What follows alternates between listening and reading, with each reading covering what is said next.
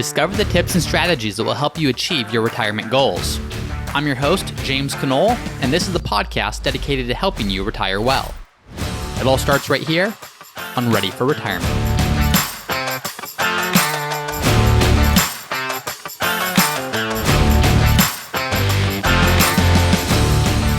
Hi everyone, and welcome to another episode of Ready for Retirement. I'm your host, James Knoll. I want to start off today's episode just like I did last time, appreciating those of you who left reviews and wanted to highlight a recent review from Davo1466, who says, remember the 80-20 power law? If you only have time to listen to one financial podcast, this is it. Cut to the chase financial wisdom. Thank you, Davo1466. I appreciate that feedback and appreciate everyone who has left a review. If you've not done so already, just would love to see that if you can. Love getting more reviews, love seeing what you have to say, love getting the opportunity for more people to find the show. It's growing week over week, and it's really exciting to see how many people are finding value. So appreciate those of you who are sending me emails or reaching out and just letting me know how much value you've gotten out of the show. It really means a lot to me and happy to do so. Really enjoy getting to do this and really enjoy getting to hear your feedback or experience your feedback when you reach out to me. So thank you for those of you who have done that. Today, the topic of today's episode is really part two of a question that a listener asked last week. So last week we went through a listener question. If you haven't listened to it, you can go back, listen to that to see what the question was. But this was part two, but it was different, and I thought it would be useful to have a separate episode entirely devoted to this. Here's the question. The question says, you seem to be a big Roth IRA fan. We have 4 IRAs at $811,000.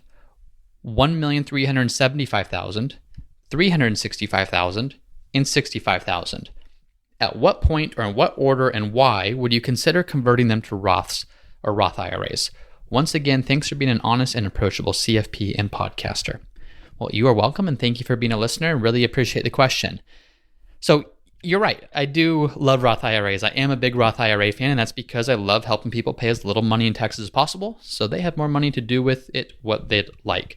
So that's why I love Roth IRAs. At the end of the day, it's just a tool, and a tool can be used correctly or it can be used incorrectly. And I've done a few very recent episodes on Roth IRAs, so some of this may be review, but there's going to be some good, important new information that we go through on today's episode as well. But here's just a quick summary of why I like them. You mentioned this question, you have 4 different IRAs, and the total value is right about $2.6 million today.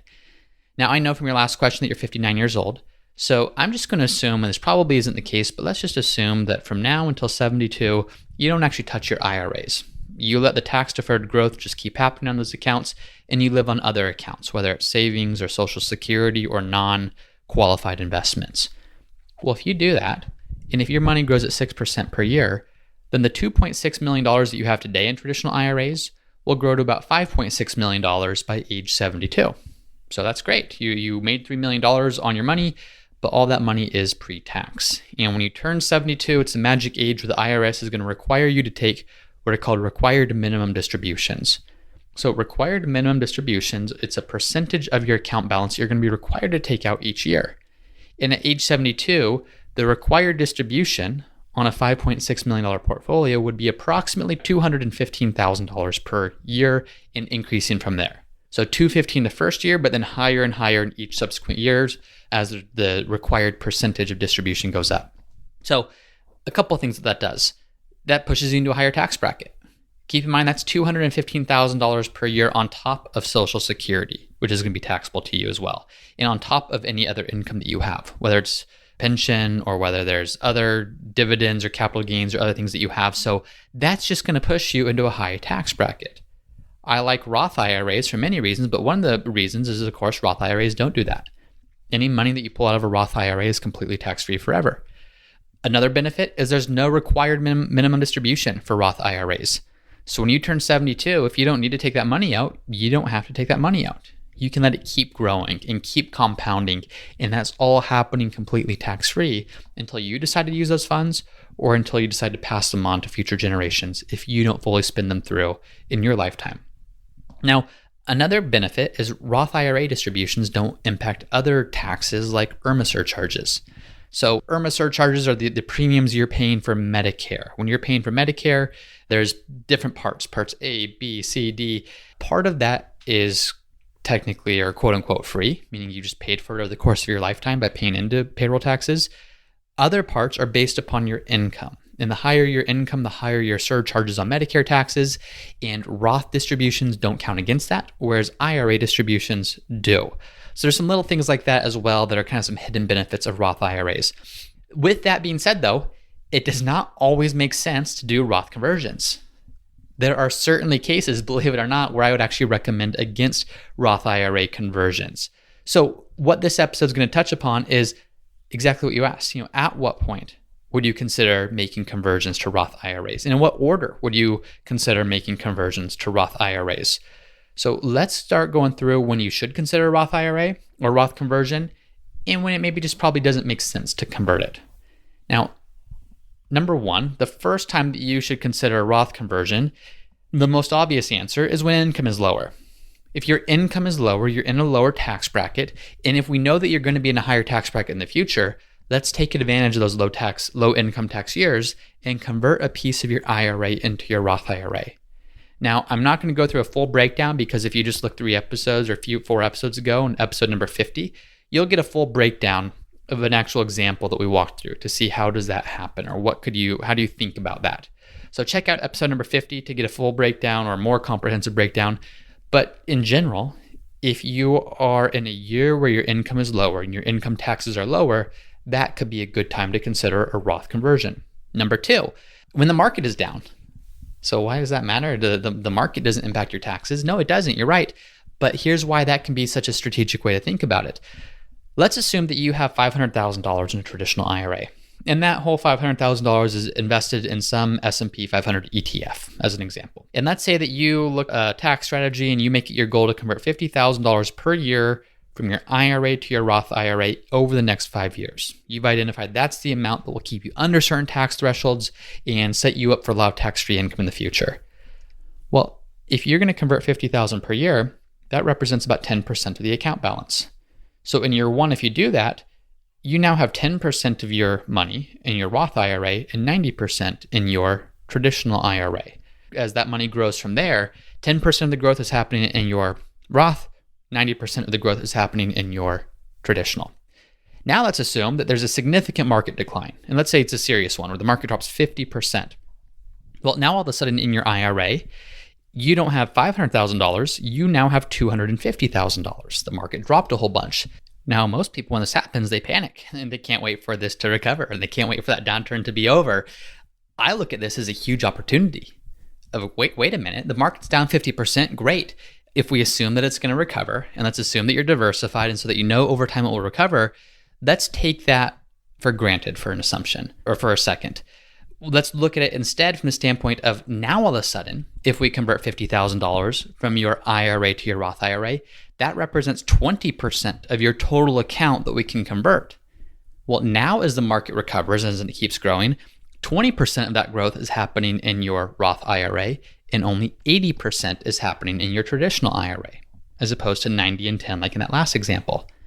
So sometimes, even in years where it maybe doesn't make a whole lot of sense to do a conversion, if the market falls enough, it might make sense to even ramp up the conversions. Maybe instead of converting 50,000, is it maybe 60,000, 70,000, 80,000? Of course, this needs to be unique to your financial strategy and your tax strategy, but these are actually years where when the market's down, view that as an opportunity if Roth conversions are going to play any role in your financial plan.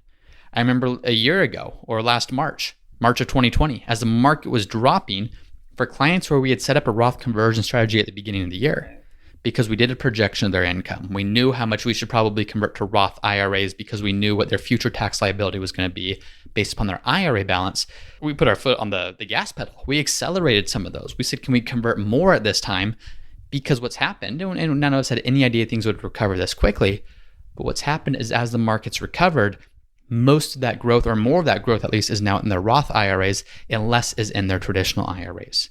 Meaning if we had waited until now to do the conversion, once the market had recovered, well, it would cost a lot more money in taxes to convert the same amount, because we have to convert a greater amount to get that into the Roth IRAs, because what they now have in their Roth IRAs is a combination both of the amount that we converted plus a lot of growth that's happened on that because we were able to do it when the market was low. So if you have a plan in place to do Roth conversions, of course, this is making the assumption that makes sense in the first place for your plan. Market declines can actually be the best tool or the best possible outcome for you in the short term, because it allows you to convert a bigger portion of your account while the market's low. And then when it grows again or when it recovers, that growth is happening in an account that will be entirely tax-free forever. The third time that it makes sense to do Roth conversions is in a year that you might have a lot of write-offs. So this ties into reason number one, do it when income is lower. But this is really not when income itself is lower, but if there's a year that you have a lot of write-offs. So see episode number 51, where we talked about how do you take advantage of charitable giving to do significant Roth conversions and not have it cost you a whole bunch of money in taxes. But that could apply to medical expenses. This could apply to, mortgage interest in your home is going to be pretty steady and actually declining over time. But those one-off things, did you pay a lot in medical expenses that you can deduct? Or did you do a ton of charitable giving that you can deduct? Well, if there's years that you have a lot of deductions, let's ramp up your income to be able to write those deductions off against it. One way of ramping up income is through doing Roth conversions. So see episode number 51 to see how that works in principle, just a few episodes ago, where we went into an in-depth strategy of doing some charitable gifting along with Roth conversions. But the general sense is if there's a year where you do have a lot of write-offs, it could be a great year to do Roth conversions. And then the fourth time, and this is going to be a little bit more general and high level because the details can actually get pretty complicated. But if you're trying to keep your provisional income low, you're probably saying, James, what on earth is provisional income? Well, provisional income is the way that the IRS determines how much of your Social Security benefit will be taxable. So Social Security isn't taxable just the same way every other income source you have is taxable. There's a few different things that you have to calculate first. And the first is what's called your provisional income. And what that essentially says is if you add up all of your provisional income, and if you're married filing jointly, and if your provisional income is under $32,000, well, then none of your Social Security benefit is taxed. 0% of it is. And your first thought's probably, okay, that's great, but $32,000 is not that much money. So why would I try to live on $32,000 or less just to pay less in taxes? Well, here's why. Social Security benefit, if you're going to look at how is provisional income taxed, the first thing that you do is you take your Social Security benefit and cut it in half. So let's say you're married filing jointly and you both have Social Security benefits of $2,500 per month. So $30,000 per year for each of you, that's $60,000, cut that in half. $30,000 is the amount of that would be counted towards your provisional income. Now let's assume, just to use an extreme example, that you happen to have $10 million in your Roth IRA and that you are taking out $500,000 per year to live on. So you have your Social Security benefit of $60,000 combined plus $500,000 from your Roth IRA. That's $560,000 per year. You would think you'd be in a pretty high tax bracket. Well, we already know that your Roth IRA is not going to be taxable, so that $500,000 is completely tax-free. But the other benefit of Roth distributions is your Roth IRA distributions are not subject to provisional income.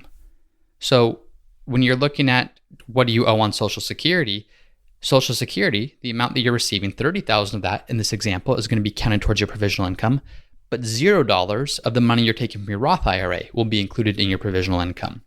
So in this example, $30,000 is your provisional income, which is under the $32,000 threshold, which means 0% of your Social Security benefit is taxed. So I'm going to keep this more high level. I know this one can get more confusing and more detailed. If you'd like to hear an episode about this, reach out and maybe I'll do one soon. But if you are looking at your income sources and your assets and you're saying, I can keep my provisional income low, or I'm really close to being able to do that, that's where it could make sense to do some Roth conversions to set yourself up for future completely tax-free retirement. I did this with some clients, a few clients, where they had money in IRAs and Roth IRAs and they were deferring their Social Security benefit well into the future. And what we saw is they had the chance, if we could somehow get all their money from IRAs into Roth IRAs, to never owe taxes again once they retired. So we did some Roth conversions that if all they were looking at was their current tax bracket versus their future tax bracket, and maybe it was about break even, maybe it wasn't a huge compelling reason, but when you factored in the fact that provisional income would be much lower and that their Social Security would never be taxed, nor would their Roth conversions or any of their Roth funds be taxed, it made a lot of sense. So again, I know that one can get more confusing. This is something to talk to your CPA about, talk to your financial planner about. But if you're within striking distance of being able to have your provisional income super low to avoid taxes on any Social Security benefit, that could be a compelling reason to do Roth conversions as well. Those are some good reasons to do Roth conversions. Let's talk about reasons you shouldn't do Roth conversions, with reason number one being some guy in a podcast told you to do Roth conversions. Unless you are a current client, I do not know your financial situation. And unless I knew your income, your tax bracket, your assets, your future projected tax brackets and assets and income, there's just no way I could possibly know well enough whether or not a Roth conversion makes sense for you or not. So just big disclaimer on this. I do want to make sure that all of these episodes, not just this one, but all the episodes I do, are giving you the pros and cons of each situation. But you should always compare that or take that framework and apply it to your specific situation before determining definitively whether a Roth conversion or anything else that we talk about makes sense for you. So that's reason number one. Don't just do a Roth conversion because some guy or some gal on a podcast said that you should. Number two, the second reason you shouldn't do a Roth conversion is if you think taxes are going to be the same or even lower in the future. This isn't necessarily because you think tax brackets will be lower, but because your income tax brackets might be lower. Let's assume that you have a high taxable income, either because you're working or you have a pension or a deferred comp plan that's paying out, and you are in a high tax bracket today, and for whatever reason you're going to be in a lower tax bracket in the future. Well, if that's the case, let's not convert money from your IRAs to your Roth IRAs today and pay a higher tax bracket on it today, and that's going to end up saving you in the future. So the ideal time to do Roth conversions is when your income today is lower than your income in the future. And that could be a factor of either your own personal income and what tax bracket that will put you in, or it could be because of what federal tax brackets as a whole will be. Obviously, number one is something that we have more control or can project a little bit more clearly. We don't really know exactly what federal tax brackets are going to be all the way into the future. But if you think your income tax bracket will be lower in the future than it is today, then it probably does not make any sense to do Roth conversions. And then three, which is kind of a tag along to this, is if you're going to move to a lower tax state, that probably negates many of the benefits of doing a Roth conversion. If you are, let's say, living in California today, and you're going to move to Texas in a few years, well, let's not do Roth conversions. It could potentially cost you 5%, 6%, 10% in California taxes. If you're then going to turn around and take that money out in Texas, where there's no state income tax, it would be reversed. If you were today in a state where there was no income tax brackets, that could be a compelling reason to do a conversion if you thought that you were later going to move to a state like California or New York or Illinois, or a state where there was a much higher income tax bracket. So those are the general reasons not to do it. Now, back to the question. Part of the question was, in what order does it make sense to do these conversions? Now, if you just have multiple IRAs, in this listener question, there's 4 different IRAs. If these all belong to one individual, it doesn't really matter the order so much. I would say if one of them happens to be invested more aggressively than the others and you're going to keep the allocation the same, it maybe makes sense to convert the more aggressive accounts first. Because ideally what we'd like to see is we'd like to see most of the growth happening in your portfolio in your Roth IRA. If we can really amplify the growth there and leverage the growth that you're going to get there, that's going to lead to the most amount of tax-free income or tax-free distributions in the future. So that's one way that you could look at it. Another way to look at this is if you're going through this as a spouse or as a couple, probably the older spouse should convert their balances first.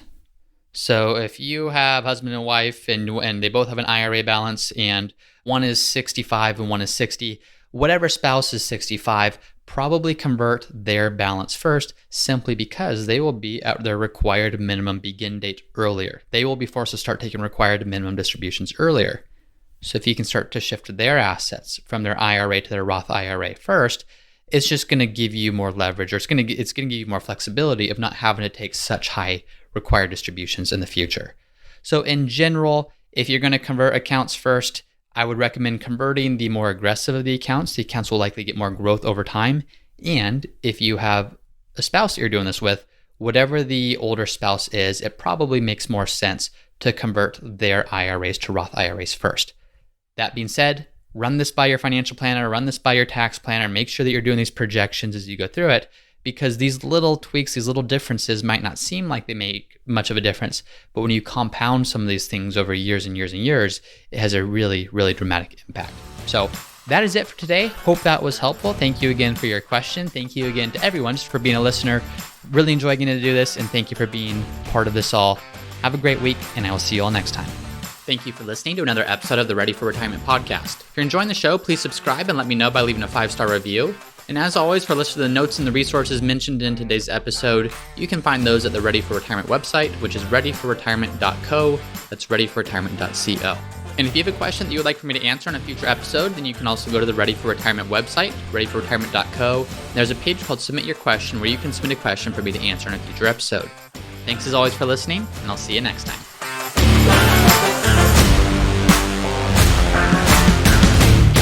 Hey everyone, it's me again for the disclaimer. Please be smart about this. Before doing anything, please be sure to consult with your tax planner or financial planner. Nothing in this podcast should be construed as investment, tax, legal, or other financial advice. It is for information